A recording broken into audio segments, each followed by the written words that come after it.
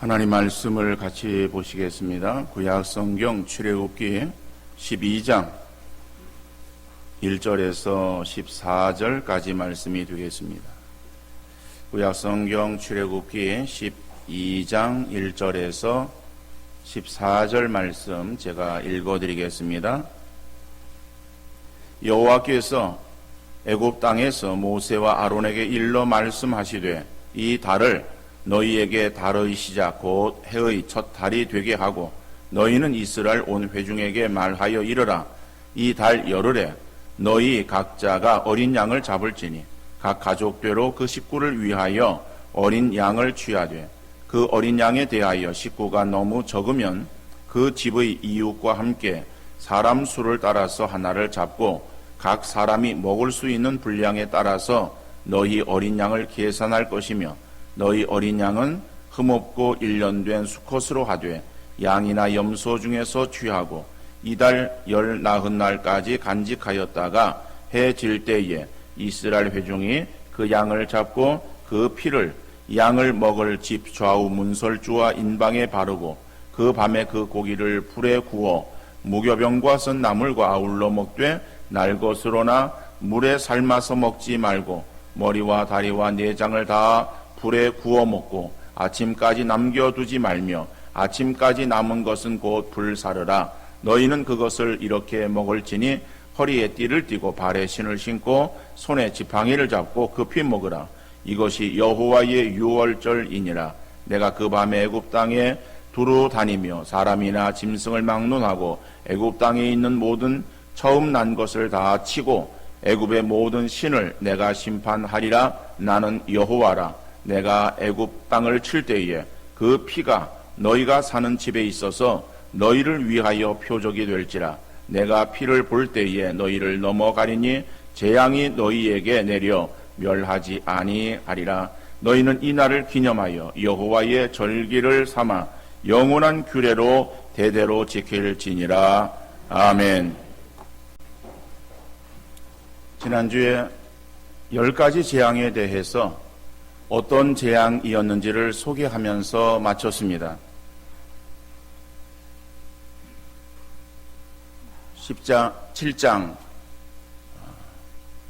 7장에서부터 첫 번째 재앙이 나오고 그 재앙이 10장 29절까지에 이르러서는 9번째 재앙까지 기록이 되어져 있습니다. 그런데 그것을 우리가 다 총괄해서 살펴본 것은 그러한 재앙의 종류만 다를 뿐 내용은 동일했었기 때문에 그렇습니다. 그러니까 재앙이라고 하는 것은 어떠한 재앙이었는가? 결국에 그것이 애굽 사람들의 섬기던 신, 우상이었기 때문에 바로 그 애굽의 신들과 하나님의 전쟁, 바로 이것을 나타내고 있는 것이었다. 그래서 하나님께서 승리하시는 그러한 내용을 우리가 살펴보았습니다. 자, 그러나 이 마지막 10번째 재앙에 대해서는 그렇게 단순하게 몇 절에 근거해서 재앙이 선포되어지고 또 시행되어지고 끝나는 것이 아니라 11장 그 다음에 12장에 걸쳐서 이 마지막 재앙에 대해서 언급하고 있습니다. 그러면은 이 마지막 10번째 재앙, 그 10번째 재앙은 처음 난 것의 죽음이에요. 그러니까 이 처음 난 것의 죽음인 10번째 재앙이 어떠한 의미를 가지고 있는 것일까? 라고 하는 것을 이 시간 한번 우리가 살펴보기를 원합니다. 이 마지막 재앙이 첫 번째로 애굽 사람들에게 있어서는 죽음의 재앙이었어요. 출애굽기 12장 29절 이하에서는 그 마지막 재앙에 시행되어지는 것을 말하고 있습니다. 11장에서는 마지막 재앙에 대해서 이제 주시기 전에 경고하시는 내용이 나와 있어요. 그러니까 11장 경고를 하고 그리고 또 한참을 지나서 12장 29절 이하에서 그 재앙이 이제 애굽에 시행되어질 때 어떤 일이 있었는가? 밤중에 여호와께서 애굽 땅에서 모든 처음 난 것 곧 왕위에 앉은 바로의 장자로부터 옥에 갇힌 사람이 장자까지와 가축의 처음 난 것을 다 치심에 그 밤에 바로와 그 모든 신하와 모든 애굽 사람이 일어나고 애굽에 큰 부르짖음이 있었으니 이는 그 나라에 죽임을 당하지 아니한 집이 하나도 없었음이었더라. 마지막 재앙이 애굽 사람들에게 있어서는 어떠한 재앙이었는가? 이것은 그 밤에 모든 가정들마다 큰 울부짖음이 있는 그러한 고통의 재앙이었음을 말씀하고 있습니다. 그런데 그 처음 난 장자를 비롯해서 동물의 처음 난 것이 죽임이 어떠한 특정한 사람들에게만 이루어진 것이 아니라 바로에서부터, 바로는 애굽의 왕이죠. 바로에서부터 모든 그러한 국민들의 가정들에 이르기까지, 심지어는 옥에 갇혀 있는 그러한 그 사람들의 가정의 그 장자까지 다 효력이 미쳤음을 알 수 있습니다.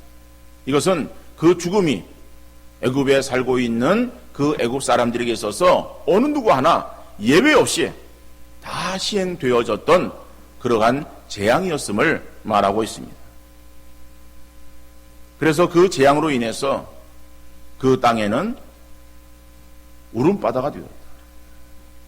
생각해 보십시오. 가정에 갑자기 처음 난 그러한 이 자식이 죽었어요.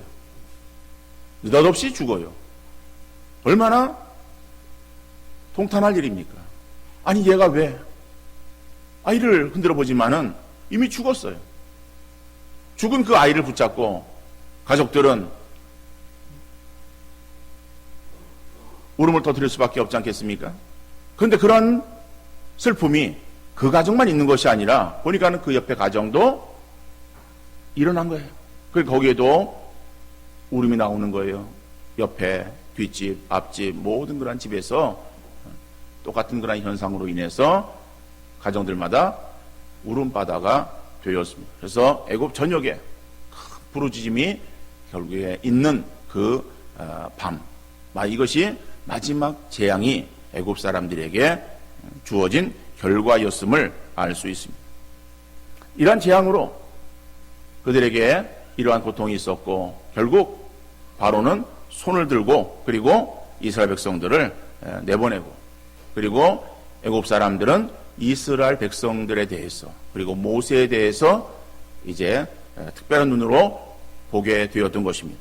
이렇게 11장 3절에 보니까는 여호와께서 그 백성으로 애굽 사람의 은혜를 받게 하셨고 또 그 사람 모세는 애굽 땅에 있는 바로의 신하와 백성의 눈에 아주 위대하게 보였더라 그랬어요.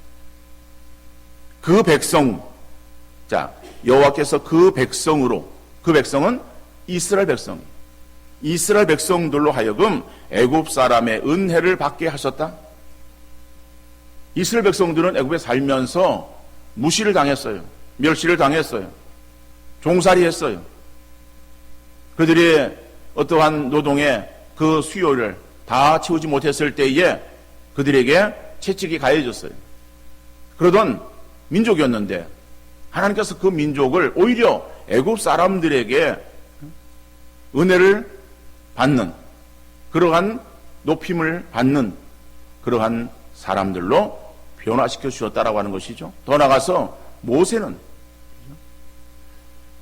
그 백성들이 모세를 바라볼 때에 저 사람은 그냥 히브리 민족의 지도자, 하찮은 그러한 사람으로 보았을 거예요. 그런데 그 모세를 어떠한 사람으로 보게 되었는가 하면은 애굽 사람들에게 위대하게 보이게 되었다라고 말하고 있어요.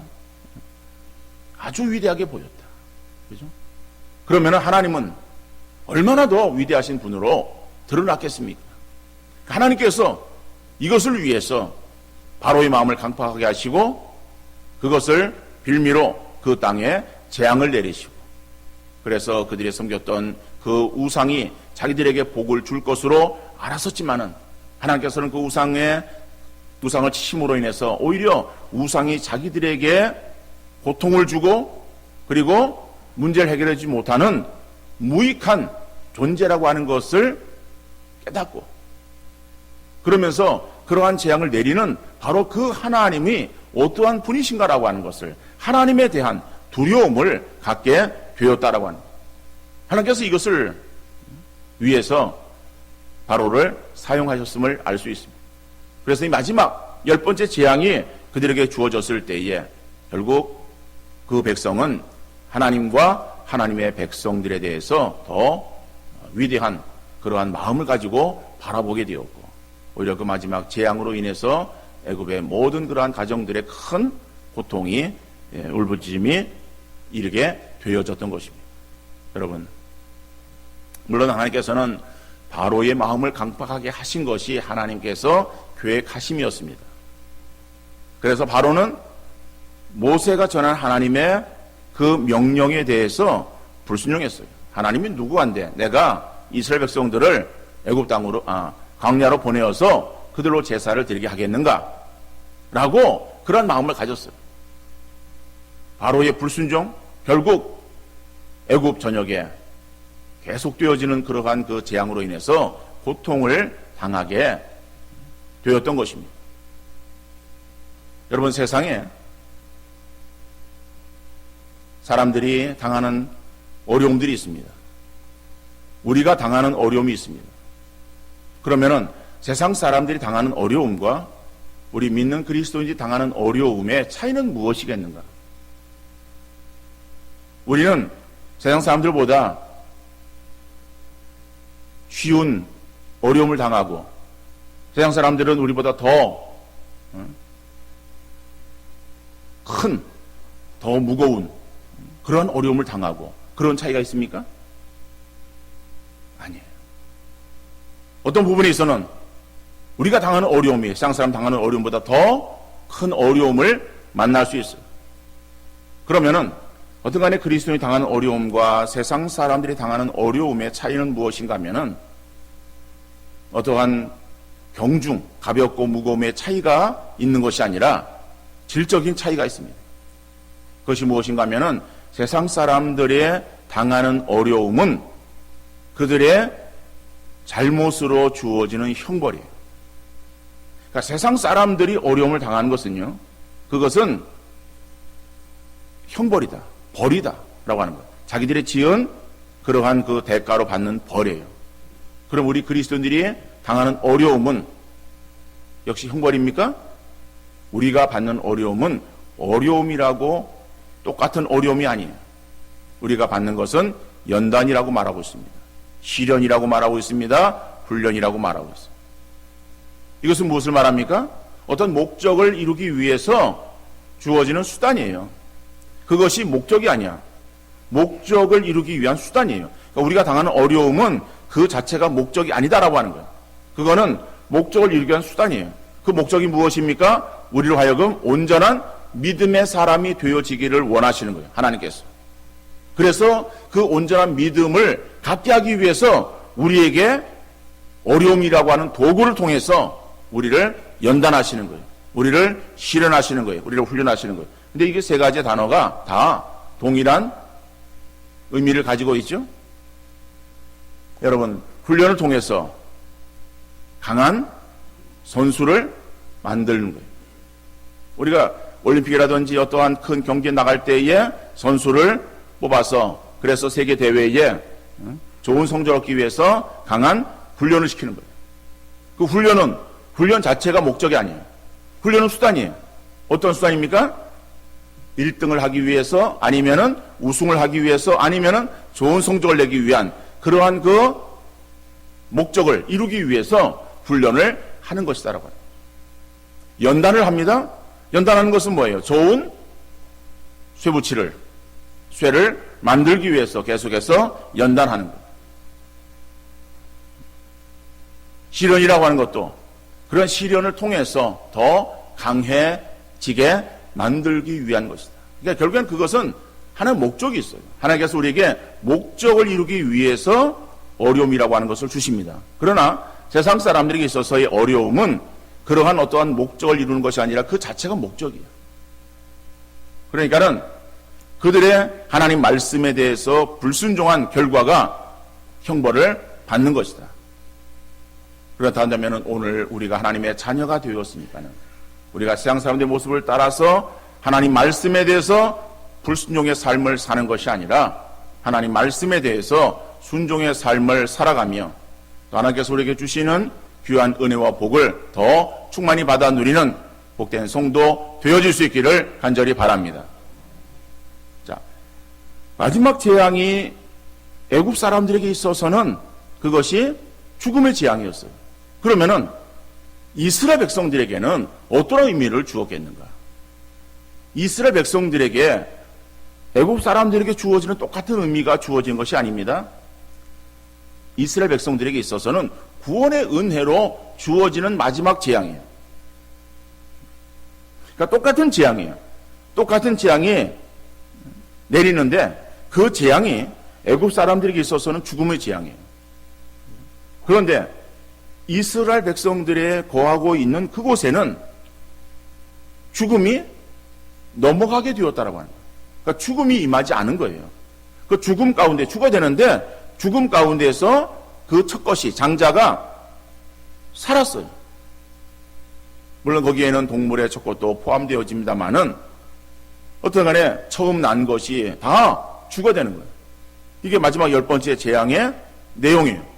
그런데 애굽 전역에 다 있었는데 이스라엘 백성들이 사는 그곳에는 죽음이 임하지 않았다라고 합니다.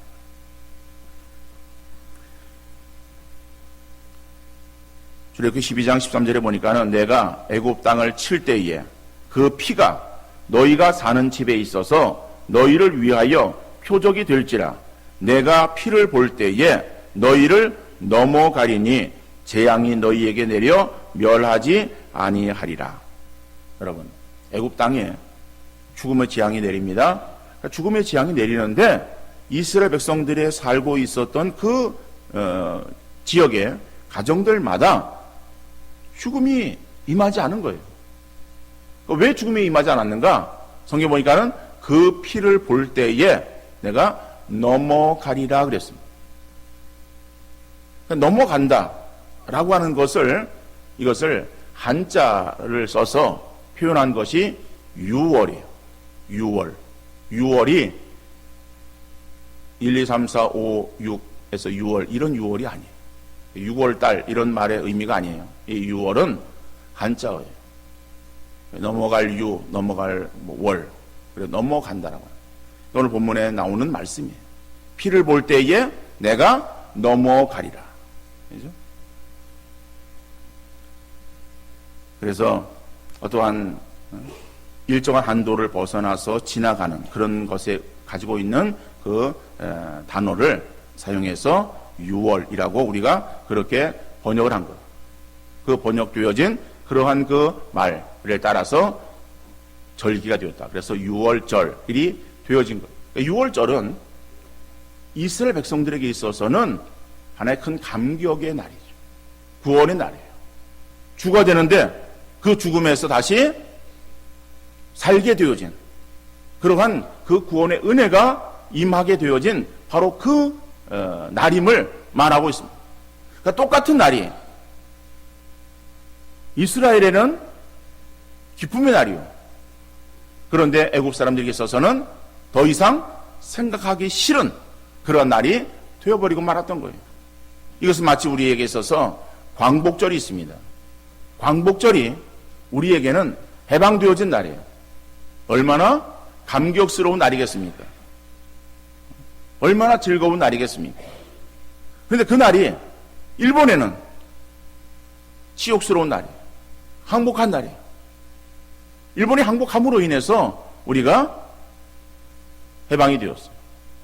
그러니까는 이 광복절과 같은 그러한 의미가 6월절이다. 그러니까는 똑같은 마지막 10번째의 재앙이 애굽 사람들에게 어떤 의미를 주고 있는가, 이스라엘 백성들이 어떤 의미를 주고 있는가라고 할 때에 이스라엘 백성들에게 있어서는 구원의 그러한 은혜를 끼치는 날이 되었고, 그래서 성경은 바로 그것을 절기로 제대로 지키라고 말씀하고 있습니다. 자, 그러면은 이러한 그 유월절을 어떻게 준비해서 지켜야 되었겠는가? 유월절을 지킬 때 뭡니까는요? 오늘 보면 2절에 보니까 이 달을 너희에게 달의 시작 곧 그 해의 첫 달이 되게 하고 그랬어요. 그러니까는 이 달은 1월이 아니에요. 그러니까 그때는 태양력으로 3월, 4월 바로 그때를 말하고 있는 때예요.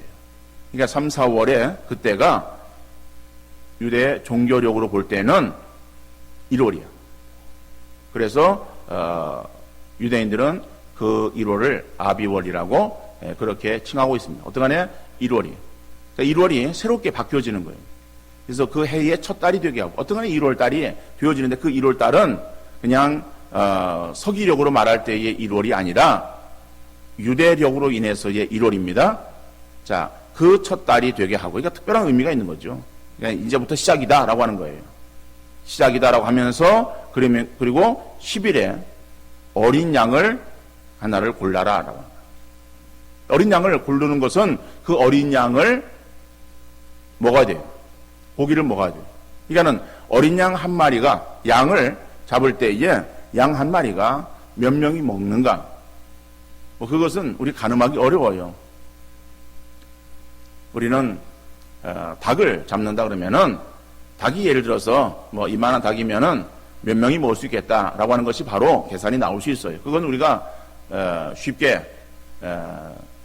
우리가 접하고 있는 그러한 동물이기 때문에 그렇죠. 예로부터 우리가 닭을 잡아서 먹고 그리고 닭을 우리가 식용으로 사용을 해왔기 때문에 닭 한 마리가 얼마나 양이 된다라고 하는 것을 알아요. 근데 양은 우리가 잘 모르잖아요. 근데 유대인들에게 있어서의 양은 그들에게 우리가 닭을 알고 있듯이 그들이 양을 알고 있어요. 그 양을 한 마리 잡으면은 몇 명이 먹는다. 우리 식구가 지금 몇 명인데 한 마리 잡아가지고 먹을 수 있겠다 없겠다라고 하는 계산이 나와요. 그래서 남겠다라고 한다면은 옆집과 어울리는 거예요. 그래서 어떠간에 그것을 그 밤에 다 먹을 수 있는 그러한 그 양을 가늠해서 정하는 거예요. 그럼 당신 집과 우리 집과 한 마리 잡도록 합시다. 라고 그렇게 하는 거예요. 그래서 그걸 11일, 그달 10일에 양을 취하고 그 취했다가 나흘 동안 놔두어서 14일 밤에 양을 잡아요. 그리고 잡아서 그리고 그 피는 문 좌우 설주와 임방에 그 피를 바르고 그 피는 나누어서 이제 그 집과 이 집에 그 바르는 거죠. 바르고 그리고 남은 피는 이제 다 버리는 거죠. 그리고 고기를 날 것으로 먹거나 삶아서 먹지 말고 불에 구워 먹어라. 이거는 명령이에요. 그럼 그대로 시행해야 되는 것이죠. 그래서 양고기를 먹습니다. 그리고 또 아울러서 먹는 것이 쓴나물과 무교병을 먹는 거예요. 무교병은 누룩 없는 떡이야. 그러니까 누룩을 넣지 않은, 발효시키지 않은 그러한 그 떡을 말하는 거예요.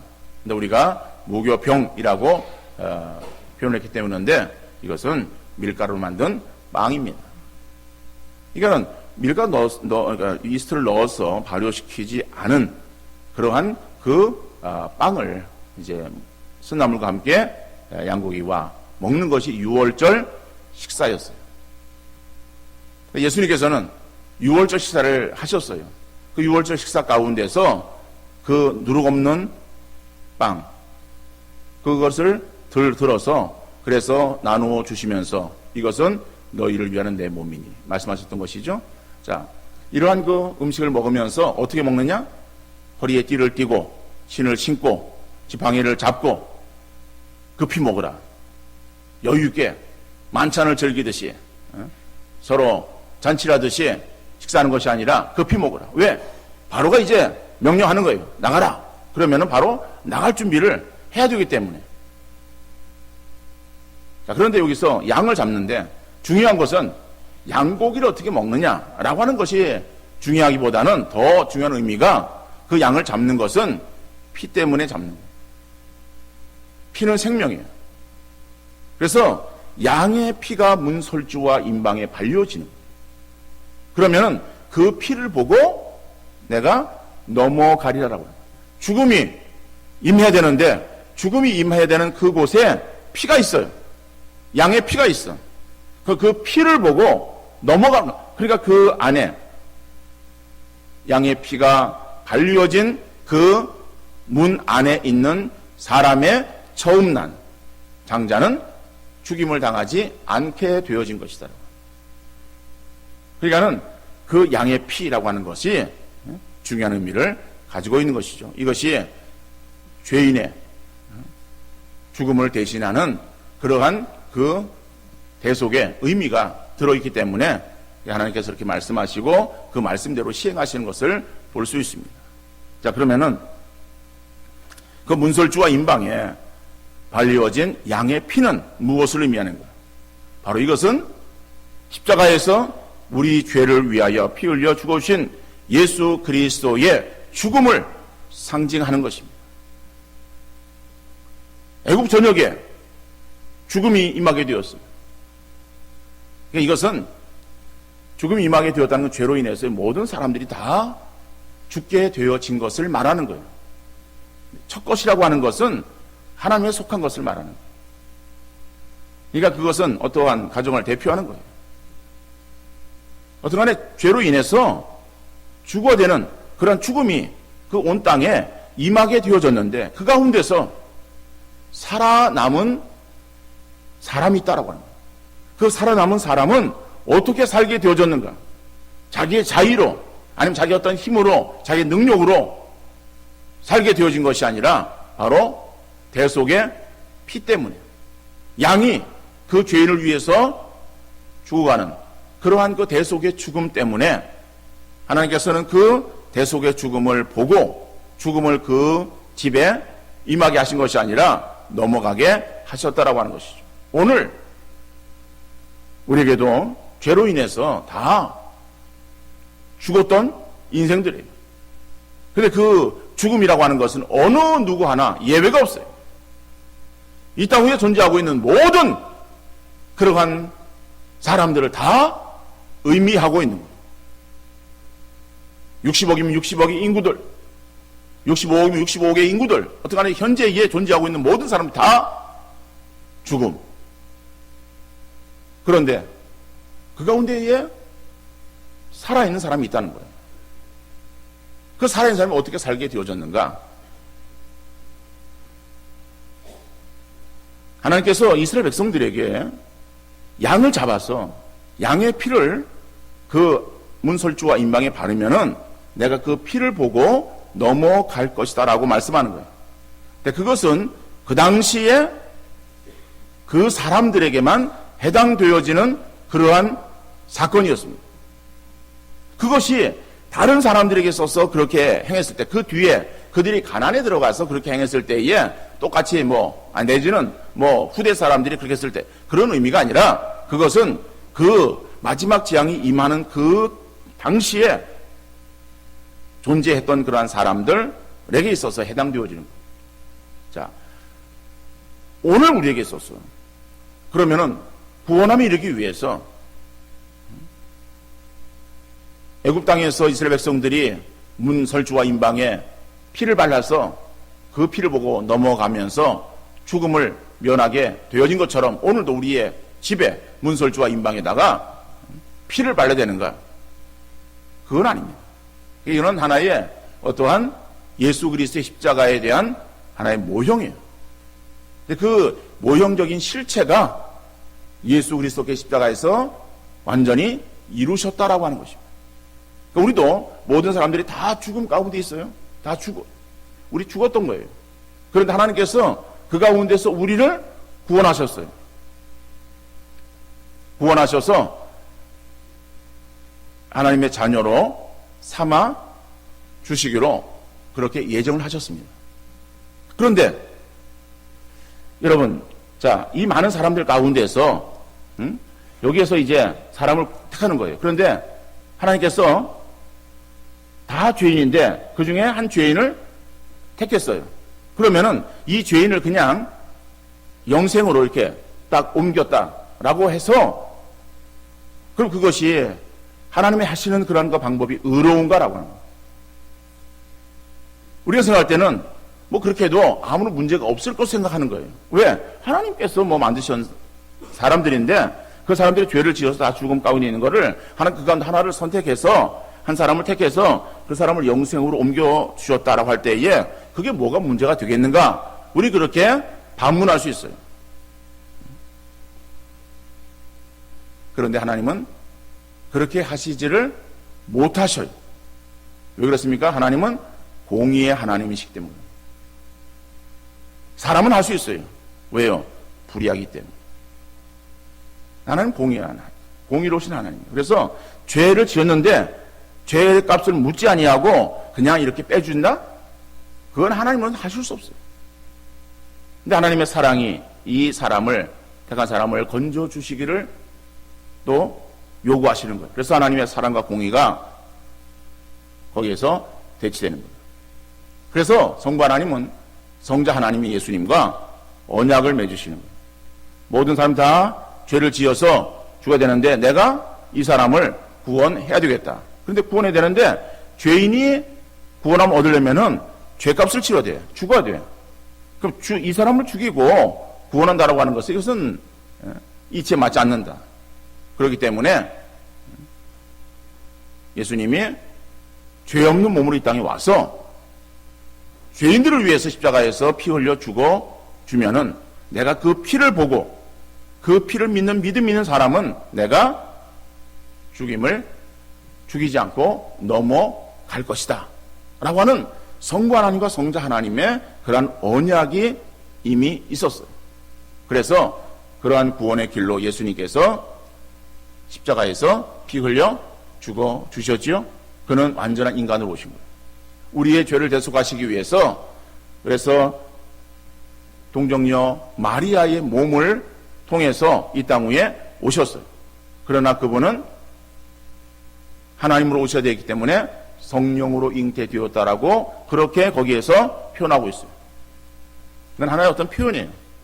하나님이에요. 하나님이 인간의 몸을 입고 오시기 위해서 마리아를 통해서 오신 거예요. 근데 어린 그런 그 태아를 모습을 통해서 완전한 인간으로 오셔야 되기 때문에 출생하시고 그리고 성장하시고 육신의 일들을 행하시고 그리고 하나님의 때가 되어서 결국에는 구원을 위해 십자가에서 피 흘려 죽어 주신 거예요. 그러니까 우리가 그 피를 예수님이 우리를 위해서 죽어주신 그러한 그 십자가의 피, 이것이 우리에게 있어요. 그걸 믿는 믿음이 있어요. 하나님께서는 그 믿음을 보시고 그래서 우리에게 있어서 영벌이 아니라 영생으로 인도해 주신 것이다. 그러니까 이 마지막 재앙에 이 문설주와 임방에 발리워진 그 양의 피, 바로 이것은 오늘 우리에게 유효한 것은 그 양의 피가 유효한 것이 아니라 십자가에서 우리를 위해서 죽어오신 예수 그리스도의 대속의 그 피, 바로 그것이 우리를 다시 살게 했다라고 하는 것입니다. 자, 그러면은 결론적으로 이러한 오늘 본문의 말씀을 우리가 생각하면서 우리가 확신해야 될 그런 한 가지 사실이 있습니다. 그것이 무엇인가 하면은 우리가 구원을 받았는데 이 구원이 그냥 어쩌다가 이루어진 것이 아니라 하나님의 계획 가운데 이루어진 그러한 놀라우신 은총이기에 우리가 구원을 가볍게 여기는 것이 아니라 구원의 은혜에 감사하며 그 구원의 감격 가운데에 신앙생활을 감당하고 구원받은 자로서 감사하는 그러한 신앙의 삶을 살아갈 수 있는 우리 성도님들 되어질 수 있기를 간절히 바랍니다. 우리가 죽었다가 살아났는데 죽었다가 죽은 사람 살려주니까는 물에 빠진 사람 건져주니까는 보따리 찾는다고 우리가 죽음에서 건져준 것이 얼마나 크고 얼마나 놀라운 일이에요. 이거 저절로 되어진 것이 아니라 성삼위 하나님의 그러한 그 계획과 시행과 인도하심 속에서 우리가 구원 얻은 것인데 그러한 놀라운 은혜를 받았음에도 불구하고 보따리 찾듯이 우리에게 있어서의 내게 있어서 없는 것, 내가 다른 사람이 있어서 보다 가지지 못한 것이 무엇인가 이런 거 생각하면서 원망하고 불평하는 삶을 살아간다고 하면은 얼마나 어리석은 인생인가. 하나님 보실 때 얼마나 안타깝게 여기시겠는가. 내가 건져 주었는데 그 건져 주어진 영생을 얻은 바로 그것을 망각하고 그래서 눈에 보이는 그런 사사로운 그런 것들에 치우쳐가지고 그것으로 인해서 마음에 불평하고 원망하고 절망 가운데에 살아가는 그러한 삶을 한다면은 하나님께서 기뻐하지 않으실 것이다.